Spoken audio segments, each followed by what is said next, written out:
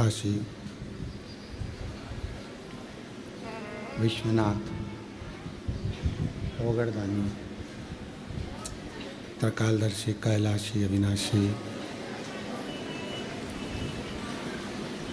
भगवान शिव, जिनकी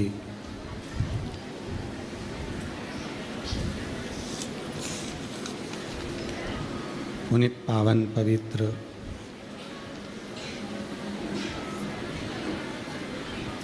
शिव महापुराण की कथा बाबा देवाधिदेव महादेव की कृपा से, करुणा से, उनकी उदारता से ये पवित्र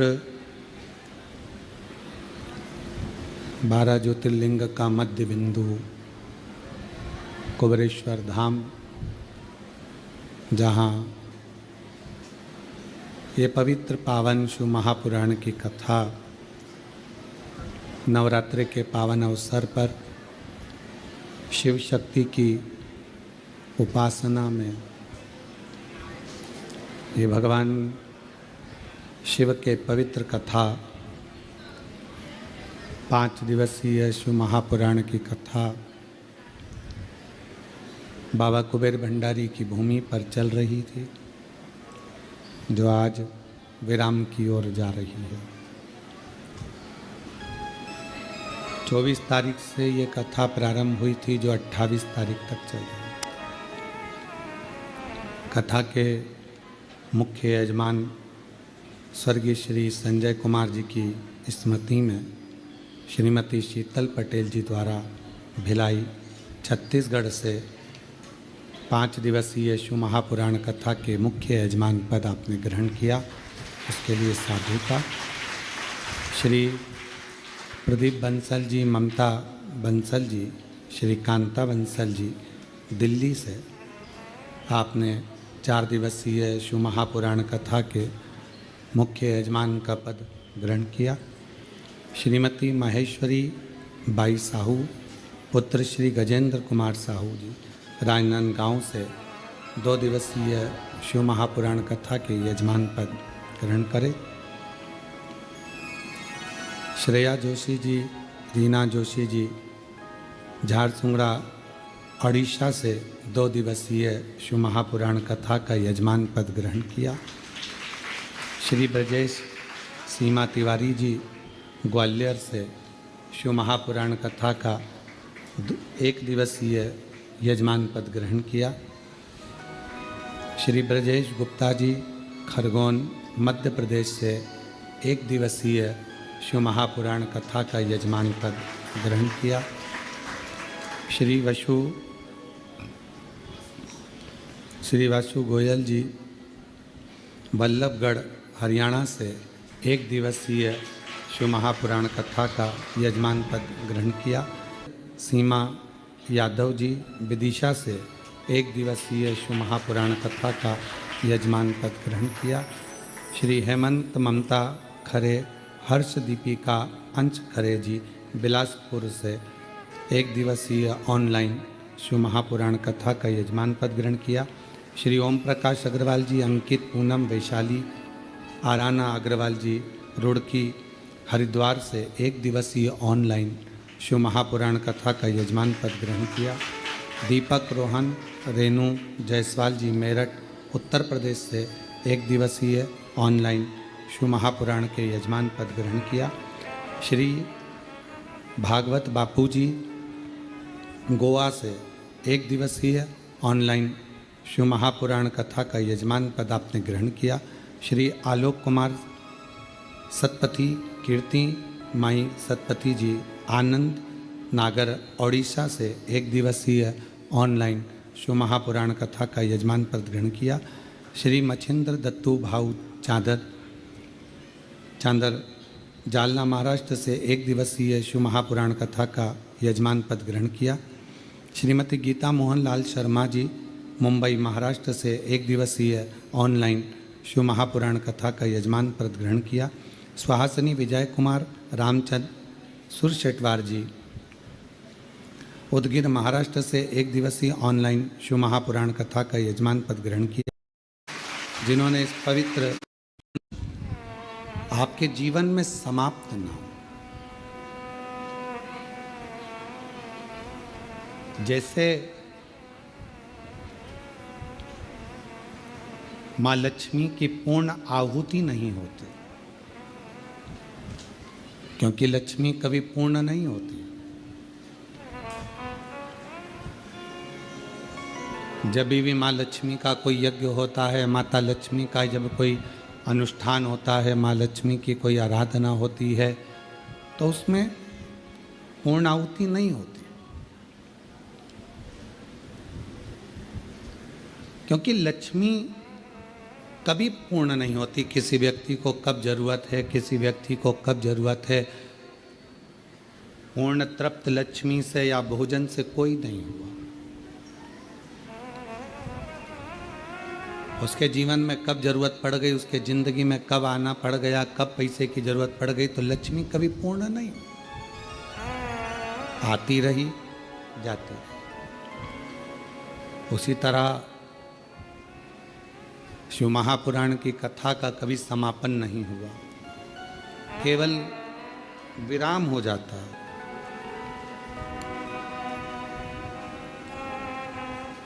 यहाँ विराम होगा, फिर कहीं चालू हो जाएगी, फिर विराम होगा, फिर चालू हो जाएगी, अविरल बहती है।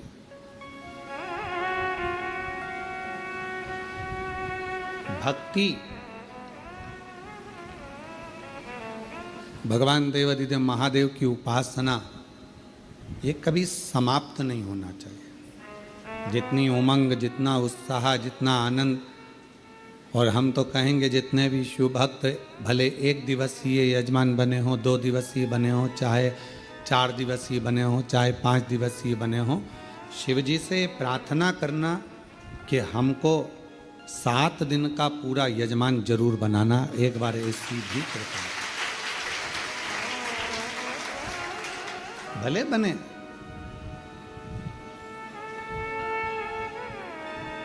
और जो कथा श्रवण कर रहे हैं वो आपस में भगवान से ये प्रार्थना करना कि 7 दिन नहीं, 5 दिन नहीं तो 1 दिन का बनाना, और 1 दिन भी अगर आपने बना लिया तो हमें 7 दिन तक आप जरूर बनाओगे, ये विश्वास, ये भरोसा है। भक्ति, विश्वास, दृढ़ता, भरोसा ये कभी कम नहीं होना चाहिए। जितना जितना बढ़ा सकते हो भक्ति को, जितना जितना बढ़ा सकते हो विश्वास को, जितना जितना बढ़ा सकते हो श्रद्धा को, वो हमें फलित होगा।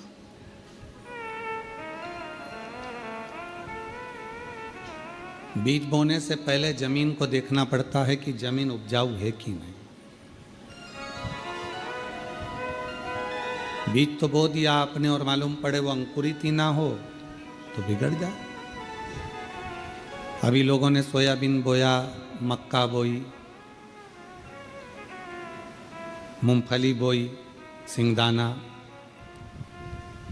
जो भी उसने बोया, पहले देखा कि ये जमीन उपजाऊ है कि नहीं। बंजर भूमि है, बहुत पत्थर हैं, बहुत पाषाण पड़ा हुआ है, तो फिर विचार करा कि ये इस भूमि पर सोयाबीन नहीं होगा, इस भूमि पर गेहूं नहीं होगा। तो किसी ने पूछा कि ये भूमि तो हल्की है, इस पर काय की फसल हो सकती है, तो कहा इस पे मक्का हो सकती है। फिर किसी ने कहा कि अगर मक्का भी नहीं हो सके और ज़्यादा बंजर भूमि है, क्या हो सकता है, तो कहा मूंगफली हो सकती है।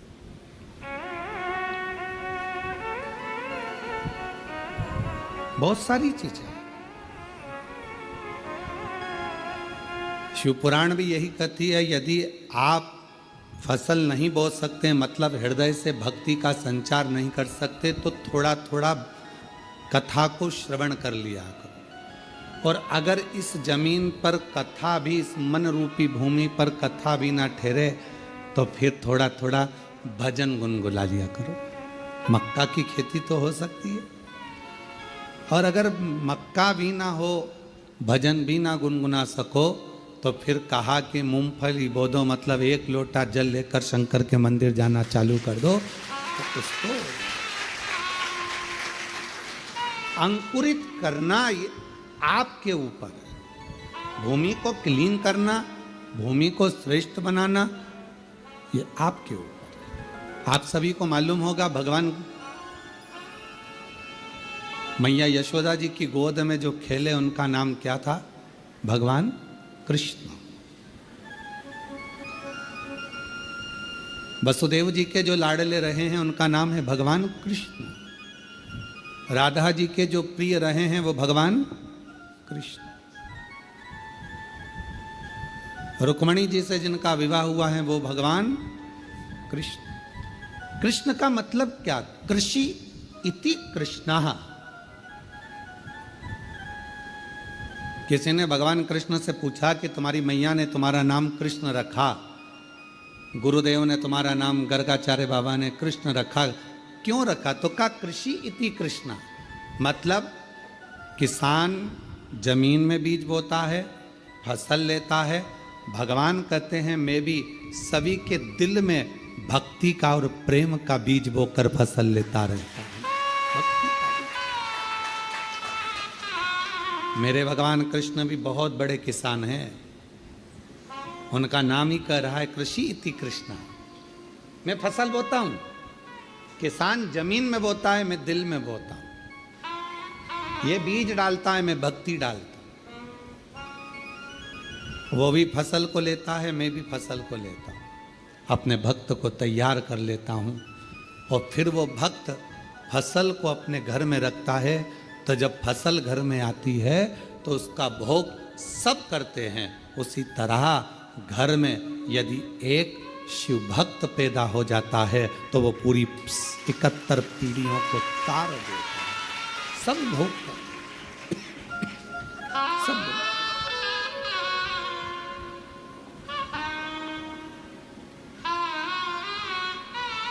और मैंने तेरे ही भरोसे बाबा, तेरे ही भरोसे हवा विच उड़ती जागी। बाबा डोर है तो छड़ी नाम कटी जागी।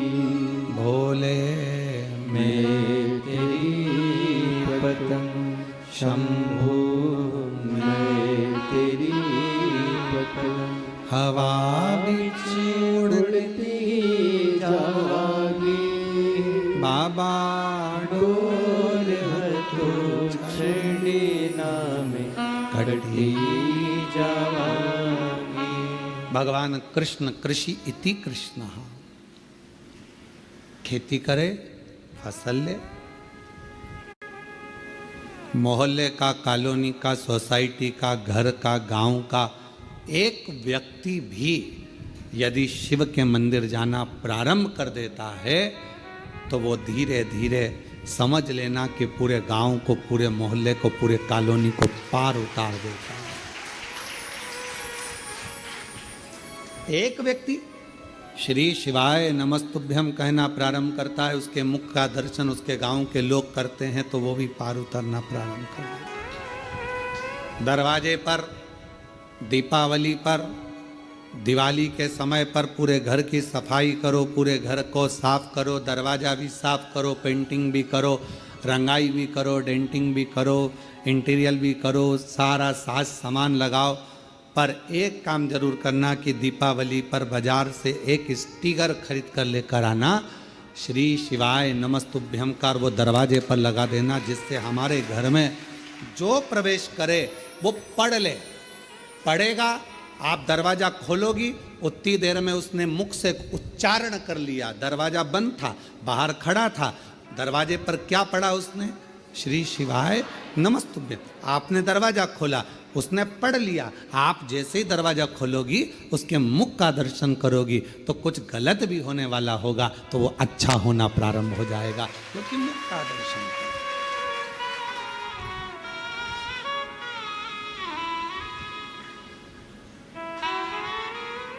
अपने घर के द्वार पर श्री शिवाय नमस्तुभ्यम दीपावली पर अवश्य एक स्टिकर लगा दो।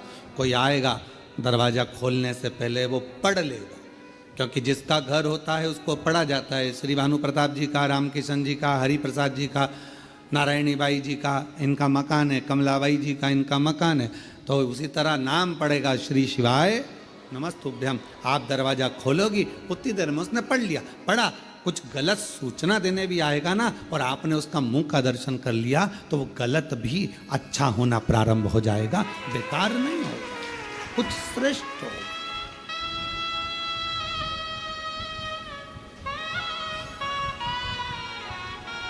एक भक्ति के बीज को अंकुरित करना।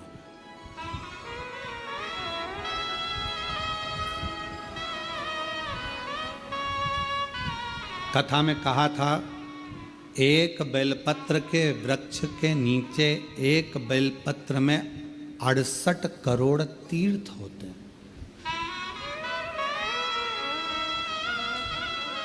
68 करोड़। अब आप और हम तो कोई स्थापना कर नहीं सकते, आप और हम तो कोई तीर्थ बना नहीं सकते, बहुत बड़ा तीर्थ का निर्माण तो कर नहीं सकते।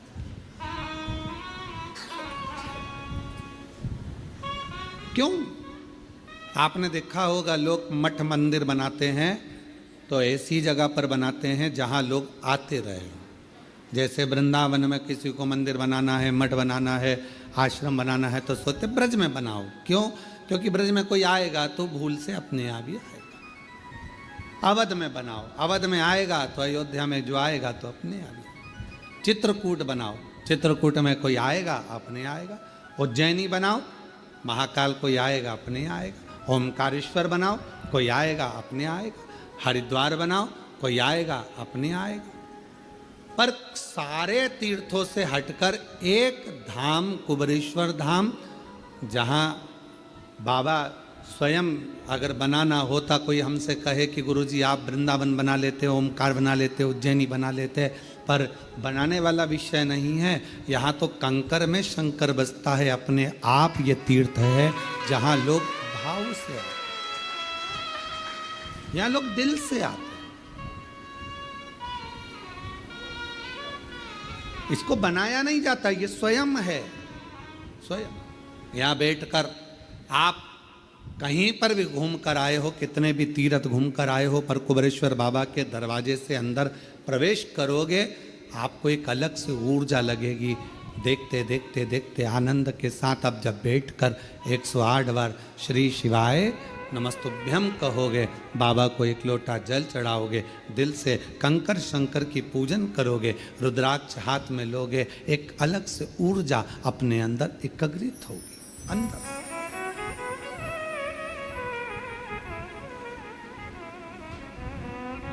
वो ऊर्जा हमें मिले। एक बच्चे ने लिखा,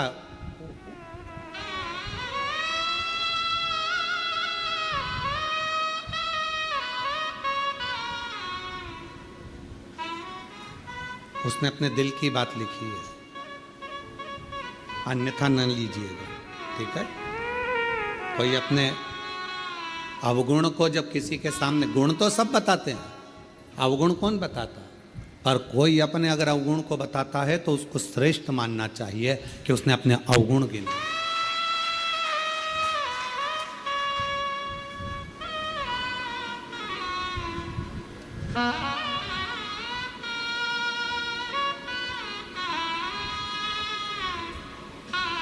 पहले नंबर पर शब्द लिखा उसने, क्षमा चाहता हूं।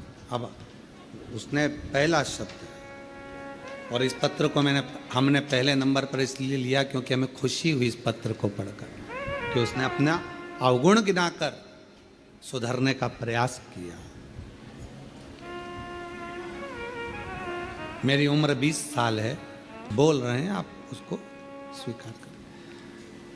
मेरी उम्र 20 साल है, मैं जिला बालाघाट का रहने वाला हूँ, नाम नहीं लिख रहा हूँ। हम उनसे कहेंगे आप खड़े भी मत हो, ठीक है, आप अपनी जगह पर बैठे रहो। मैं बालाघाट का रहने वाला हूँ, मेरी उम्र 20 साल है और मैं अपना नाम नहीं लिख रहा हूँ। श्री शिवाय नमस्तुभ्यम गुरुदेव। सबसे पहले कुबेर भंडारी के चरणों को नमन करता हूँ, व्यासपीठ को नमन करता हूँ। मैं जब 11th क्लास में था, कुछ गलत दोस्तों के कारण उनकी गलत बातों में मेरे द्वारा कुछ गलत कार्य हो गया, जिस कारण मेरी तबीयत खराब हो गई और मुझे एक गुप्त रोग हो गया। और वो गुप्त रोग ऐसा बढ़ गया कि मेरा इलाज कहीं पर भी नहीं हो सकता। जब वो इलाज कहीं पर नहीं हो सकता, बढ़ गया, घर के लोगों को बताऊं तो क्या बताऊं, फिर भी घर के लोगों ने खूब इलाज करवाया, खूब करवाया। कुछ समझ में नहीं आया, हल नहीं निकल रहा था उस रोग का। तब मेरी चाची जी रहती हैं, उन्होंने कहा कि सियोर वाला बाबा कथा करता है और ऐसा सुना है कि कथा में औषधि के रूप में वो कथा होती है, अगर व्यक्ति सुने तो भी वो ठीक हो सकता, उसका रोग मिट सकता। मेरी चाची के कहने पर मैंने चुपचाप से मोबाइल में आपकी कथा सुनी। कथा में आपने कहा कि कोई भी तकलीफ हो तो हिम्मत मत हारो। बीमारी आ गई ना, हिम्मत ना हारना। तकलीफ आ गई ना, हिम्मत ना हारना। कष्ट आया है, हिम्मत मत हारना। मंदिर जाना चालू करो। मैंने आपकी कथा सुनकर शिव जी के मंदिर जाना प्रारंभ करा। झाड़ू लगाता, पोछा लगाता, पर मन गवारा नहीं होता, क्योंकि बीमारी ऐसी थी, मन गवारा। क्या करूं मैं? पूरी चित्तवृत्ति गड़बड़ हो गई, पूरी चित्तवृत्ति। मन मंदिर में भी नहीं लगता, पढ़ाई में भी नहीं लगता। 3 साल निकल गए, पर 3 साल गुरुजी, मैंने जो पूर्व के 3 साल निकाले, मेरी जिंदगी के शायद नरक जैसे।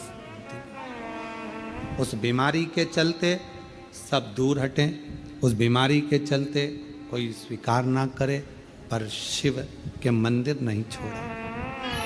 अब कथा सुनने लगा टीवी पर तो भी लोग ताना देते, पर आप कहते हो ना हिम्मत मत हारना, बाबा साथ देता है, तो चिंता मत करना। मैंने बाबा का खूब झाड़ू पोछा करा और बाबा की सेवा करी, और बाबा ने ऐसी कृपा करी कि अब मेरा मन पढ़ने में लगने लगा, और बाबा की कृपा से मैं पढ़ाई करना प्रारंभ कर दिया। जब मेरा मन पढ़ाई में लगने लगा, धीरे धीरे धीरे धीरे जब जांचें चलना चालू हुई, तो बाबा की कृपा से मैं ठीक होना भी प्रारंभ हो गया। शिव की उदार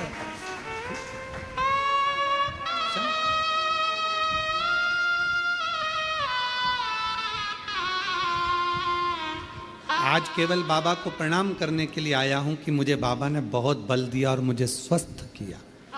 एक बेलपत्र की चाह रखता हूं, पर मेरा बेटे से निवेदन है, आप मत आओ व्यासपीठ पर। हम जब कक्ष में पहुंचे, आप आकर बेलपत्र हमसे लेकर चले जाना, हम दे देंगे पत्र। बालक लिखता है, मेरी पूरी जिंदगी अगर मैं भगवान शिव को दे दूं तो कम नहीं, क्योंकि उसने मुझे पूरा ठीक कर दिया। शिव को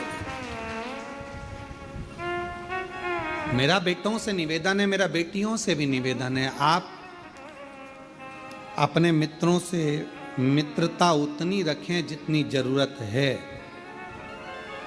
इस बेटे से पूछूंगा, जब मित्र साथ थे और तुम्हारा शरीर जब बेकार हो गया, तो कोई मित्र तुम्हारे साथ खड़ा हुआ? सबने साथ छोड़ दिया, सब।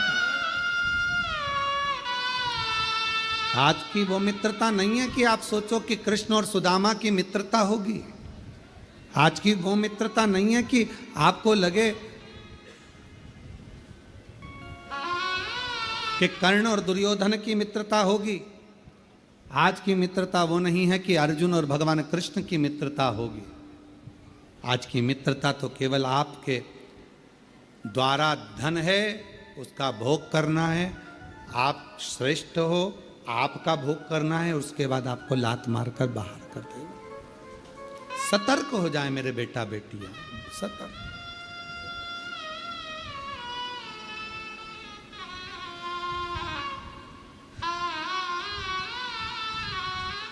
सतर्क। और आपकी सतर्कता आपकी जिंदगी बना सकती है। आपकी सतर्कता। क्या पढ़ा है बजरंग दल को, क्या पढ़ा है विश्व हिंदू परिषद को, क्या पढ़ा है संघ को, क्या पढ़ा है सनातन को, कि हर गरवे के दरवाजे पर उन्होंने आपको सुरक्षित रखने का प्रयास किया। हर गरवे के दरवाजे पर, हर गरबा पंडाल में वो आपको मैसेज डाल रहे हैं, बैनर लगा रहे हैं, आप सुरक्षित रहे। उनको क्या पड़ रहा है? केवल इसलिए कि आप किसी गलत के हाथ ना आ जाओ और तुम्हारे टुकड़े फ्रिज में या अटैची में मिले, ये वो नहीं चाहते।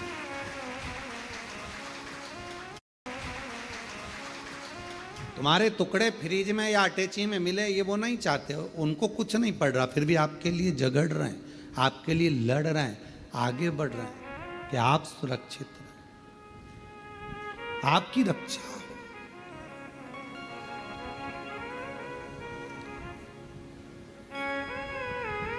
एक एक की रक्षा के विषय हेतु वो आगे बढ़े। महाराज,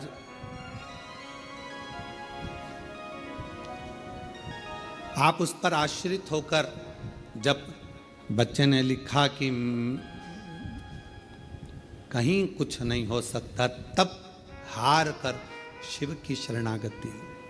क्या करा? केवल शंकर के मंदिर में झाड़ू पोछा और बाबा को नमन प्रणाम।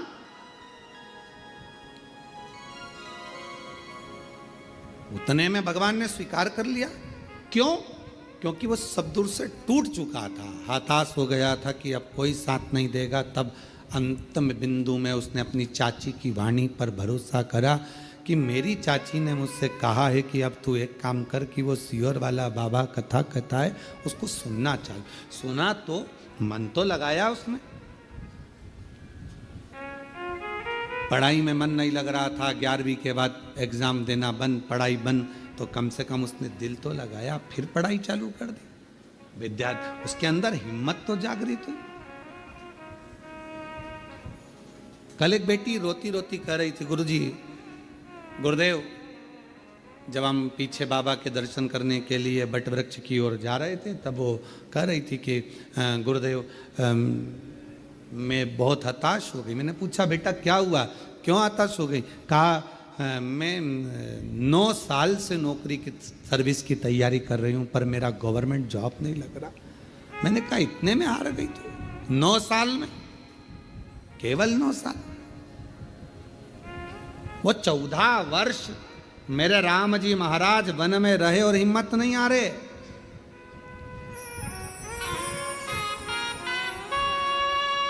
और तू 9 वर्ष में हार गई बेटा। और मेहनत कर, और विश्वास से कहता हूं कि एक दिन कुबेरेश्वर बाबा के दरवाजे पर आकर तू भी पत्र लिख कर जाएगी और कहेगी कि मेरी नौकरी लगी है। हिम्मत नहीं हारना हमको। आज सबसे ज्यादा जरूरी, कोटा राजस्थान में कोचिंग होती है, हजारों लाखों बच्चे कोटा राजस्थान में जाकर कोचिंग करते हैं, पढ़ाई करते हैं और एग्जाम देते हैं, टेस्ट होता है, उनकी परीक्षा होती है। कई बच्चे हिम्मत हार कर सुसाइड कर लेते हैं। क्यों करना सुसाइड? कौन ने कहा कि तुम इतनी जल्दी हिम्मत हार गए? क्या तुम्हारे पिताजी के पास में खिलाने का अन्न नहीं? तुम में क्या वो बल नहीं? सब कुछ है। एक माँ बाप यदि तुम्हें पढ़ने के लिए कोटा राजस्थान भेज सकते हैं, एक माँ बाप तुमको पढ़ने के लिए पुणे मुंबई भेज सकते हैं, तो एक माँ बाप तुमको भी पाल पोस कर बड़ा कर कर तुम्हें खिला सकते हैं। और तुम में भी वो बल है कि एक एग्जाम अगर क्लियर नहीं हुआ तो दूसरा एग्जाम तो तुम क्लियर कर सकते हो, दूसरा नहीं हुआ तो तीसरा क्लियर कर सकते हो, तीसरा क्लियर नहीं करा तो चौथा कर सकते हो। हिम्मत इतनी जल्दी हार लेना और अपने प्राणों को त्याग देना, ये कहाँ की रीति है?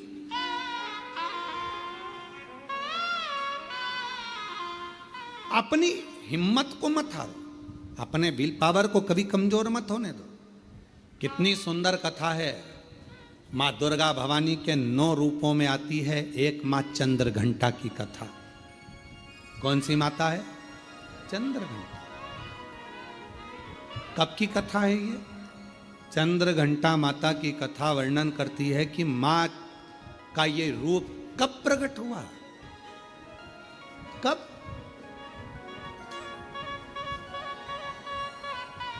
किस जगह पर प्रकट होता है मां चंद्रघंटा का ये रूप? ये उस समय की कथा है जिस समय पर भगवान शंकर मां पार्वती को ब्याहने के लिए जा रहे हैं, शादी हो रही। शिव जी दूल्हा बने हैं, मां पार्वती जी दुल्हन बनी है। भगवान ओघड़दानी दूल्हा बनकर चले और पार्वती जी दुल्हन। खूब सारे भगवान शिव जी को श्रृंगार करने वाले ढेरों आए। इंद्रदेव ने कहा ऐसा श्रृंगार करो, इंद्राणी बोलती है ऐसा करो, लक्ष्मी जी बोलती हैं ऐसा करो, नारायण बोलते हैं ऐसा करो, ब्रह्मा जी बोलते हैं ऐसा करो, ब्रह्माणी बोलती है ऐसा करो। खूब सारे पार्लर वाले आए पर शिव जी का श्रृंगार नहीं हो पाया। शिव जी का श्रृंगार नहीं हुआ है। इतना जल्दी मेरे भोले बाबा तैयार नहीं होते। कभी कभी तुम्हारे घर में छोटे से लाडले ठाकुर जी, कल्लू जी, छोटे से भगवान हैं, आप उनको मुकुट पहना रहे हो वो गिरा रहे हैं, आप उनको बांसुरी रख रहे हो गिरा रहे हैं, आप उनको कपड़े पहना रहे हो वो पहन नहीं रहे। कभी कभी आप उनका श्रृंगार कर रहे हो वो टूट जा रहा है। कभी कानों का पहनाते हो तो एक कान का निकाल देता है, कभी तिलक लगाते हो तो तिलक गिरा देता है, कभी नगबेसर पहनाते हो नगबेसर गिरा देता है। आप इतने परेशान हो जाते हो कि आखिरी में जम के चिपका देते हो। बोलो बोलो सही है कि गलत है? अब की बार और तुमने उठाया जम के चिपका दिया, तुम कितनी भी जम के चिपका दो वो थोड़ी देर बाद फिर गिर गया, फिर गिर गया।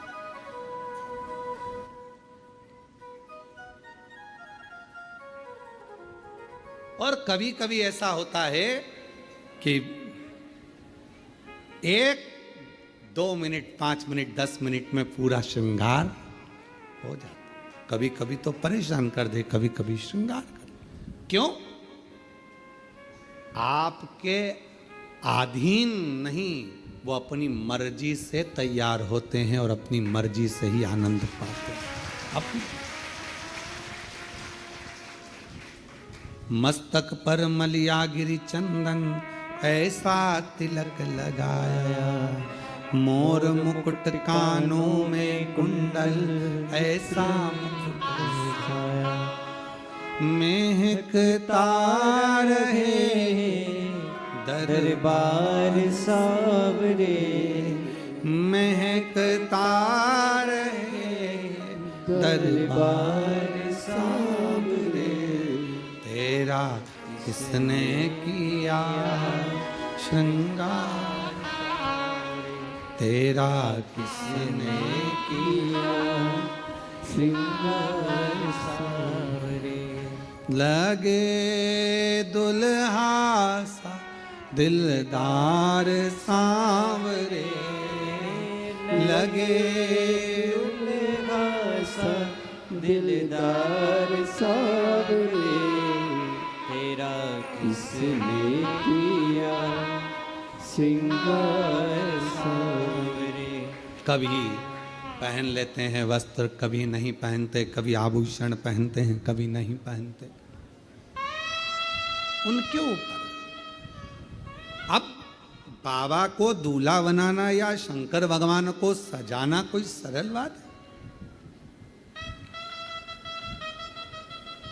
सरल है?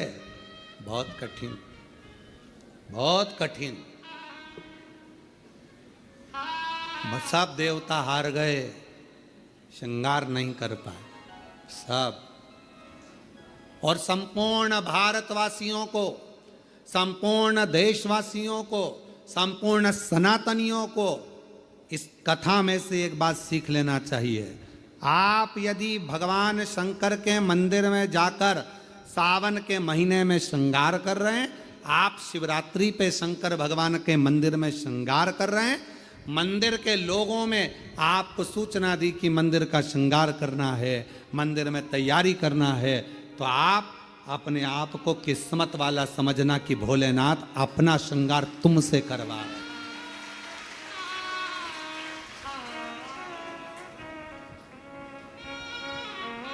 भोले बाबा आपसे श्रृंगार करवा रहे हैं।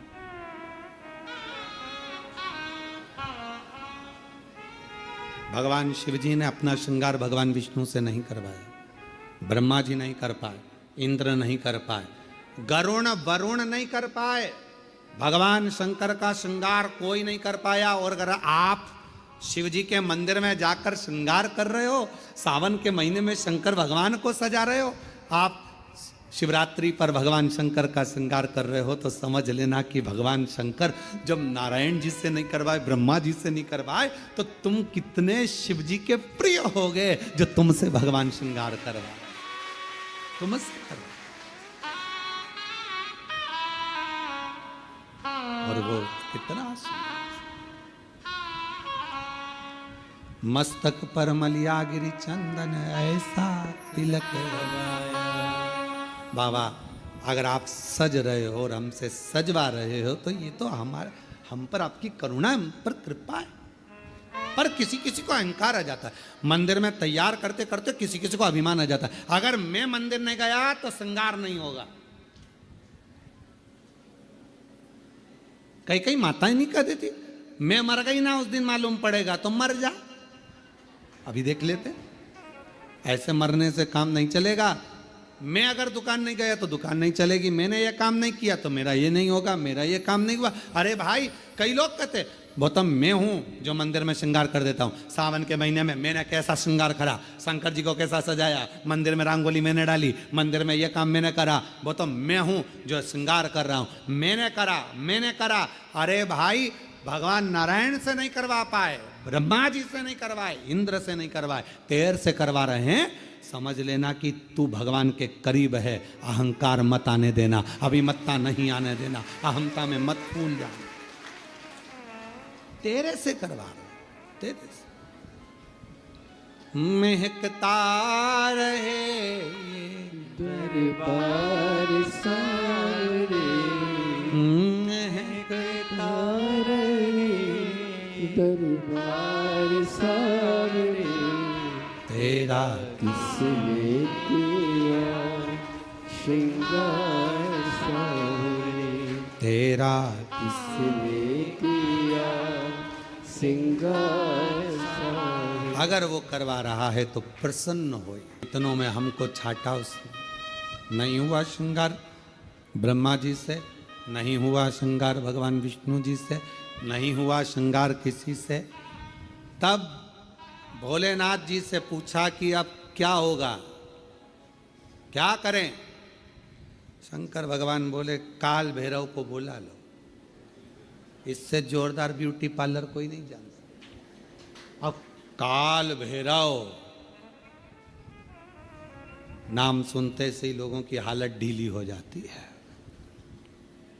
काल भैरव, बटुक भैरव, ओहो बाल भैरव, नाम सुने तो आदमी के आगे आधे से ज्यादा के पसीने छूट जाते। काल भैरव, भयंकर रूप, बड़े विकराल नयन, दंत, स्वरूप काला, भयंकर बाल, त्रिपुंडा लगा हुआ।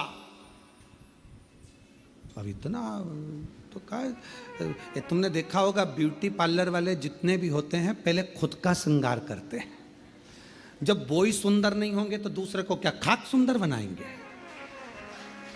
पहले स्वयं बोला सही है कि गलत है, पहले उनको खुद का श्रृंगार करना पड़ता है। एकदम बढ़िया लाइन वन खींच के डब्बा मब्बा भरो, फिर यहाँ से नीली पीली हो जाओ, फिर बढ़िया धागे से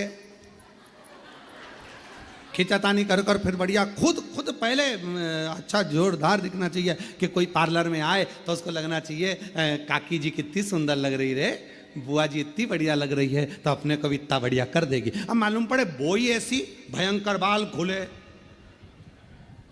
दांत बड़े बड़े, टीकी लंबी चौड़ी, और होठ काले और दांत सफेद, तो फिर तो वो हमारे यहाँ श्राद्ध पक्ष में हमारे यहाँ दीवार पर वो गोबर से बनाती हैं संजा, तो उसमें गाती हैं हिरनी को बड़ा बड़ा दांत कि थारी अम्मा मारेगी कि कूटेगी, संजावाई चली ससुरा। अब हमारे यहाँ इधर गाते, अब तुम्हारे उधर गाते कि नहीं गाते वो हमको नहीं मालूम, पर हमारे इधर गाते संजा है होली है पूज लो। अब वो तो छोटी सी गाड़ी लुढ़कती जाए, बामे बैठी संजा माय लहंगो लहराती जाए, चूंदड़ी चमकाती जाए, चूड़ला दमकाती जाए, संजा बाई बोझ जाए। अब तो गाय सब गाने, अब वो मालूम पड़े पार्लर जिसके यहाँ जा रहे हो श्रृंगार करने, अब मालूम पड़े वो ही विकराल रखे, तो मन में आए तुम तैयार तो कर दोगी? हाँ, किसके जैसी करोगी? मेरे जैसी? रिंदे हाथ जोड़ो, हमको नहीं होना तैयार है। तो पहले पार्लर वालों को तैयार होना पड़ता है, पहले पार्लर जो चलाए पहले वो श्रृंगार करे, तब तो अब भगवान नारायण जी से भगवान शिव तैयार नहीं हुए, भगवान ब्रह्मा जी से नहीं हुए, इंद्र से नहीं हुए, फिर पूछा कौन को बुलाया जाए, सब हार गए। आखिरी में सूचना कर दी काल भैरव को, भगवान काल भैरव आए।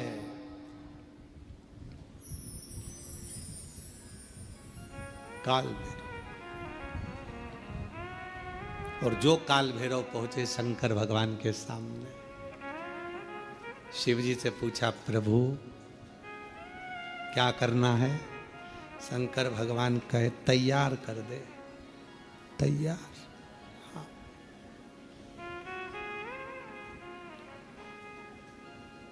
काल भैरव ने अपने गणों को बुलाया, जाओ शमशान। भगवान विष्णु मन में सोचे शमशान से क्या लाएंगे, जाओ शमशान, राख उठा लाओ। लक्ष्मी जी ने नारायण भगवान से कहा हो गया तैयार, हो गया। अब राख लपेटने से कोई दूल्हा तैयार। अरे भाई पूरी जिंदगी लपेटो, पर शादी में तो अच्छे से डेंटिंग पेंटिंग करके बढ़िया अच्छे से तो रहो, हैं? घर में जब शादी होती है ना, तो घर का जो बूढ़ा व्यक्ति होता है ना, 70-80 साल का, भले बुढ़ा हो गया पर उसके भी बाल रंग देते हैं, डाई कर दो इनको भी डाई कर दो, और मुंह में नहीं दांत, और टाई माई बांध के दरवाजे पे बुजुर्ग जो होते हैं ना, दादा दादी, उनको दरवाजे पे बोर मोर बांध के नथनी पिना के, दादी बेचारी घी एकदम, और लहंगा पिना दिया, चोली पिना दी, चूड़ा पिना दिया दादी जी के, और एकदम कमजोर, पूरे मुंह पे सल, हाथ में सल, क्योंकि 80, 85, 90 साल के, और दादाजी और ज्यादा बेचारे शिथिल, डंडा पकड़े, और मालूम पड़े टाई कोट सब पिना के, मुंह में दांत नहीं, पूरे गाल अंदर पूरे, और दादाजी एकदम दुबले पतले, और 25 बार वहीं पर खड़े खड़े सबसे सब लोग देखते बोले दादाजी आज तो बहुत क्यूट लग रहा है, एकदम जो अच्छे लग दादाजी पर से।